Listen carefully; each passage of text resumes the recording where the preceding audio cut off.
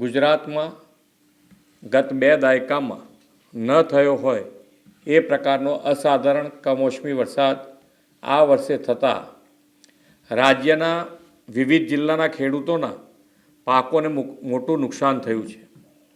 આ સંદર્ભે મેં તથા મારા સાથી મંત્રીઓએ જુદા જુદા જિલ્લાઓમાં જઈને અસરગ્રસ્ત ખેડૂતોની સાથે પ્રત્યક્ષ વાતચીત કરીને તેમની સ્થિતિ જાણી હતી। કુદરતી આપત્તિની આ ઘડીમાં ધરતીપુત્રોની વ્યથાને સમજીને રાજ્ય સરકાર પૂરી સંવેદનાથી તેમની પડખે ઊભી છે। રાજ્યભરના ખેડૂતોના પાકને થયેલા વ્યાપક નુકસાન સામે તેમની લાગણીઓને ધ્યાને રાખીને રાજ્ય સરકાર દ્વારા ધરતીપુત્રો માટે આશરે 10,000 કરોડના રાહત સહાય પેકેજની જાહેરાત કરું છું।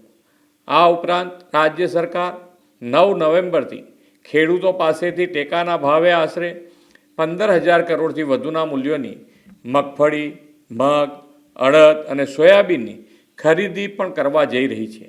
અન્નદાતાઓની આર્થિક સુખાકારીની ચિંતા પોતાના માથે લઈને રાજ્ય સરકાર તેમની સહાયતા માટે હંમેશા પ્રતિબદ્ધ હતી, છે અને રહેશે તેવો વિશ્વાસ આપું છું।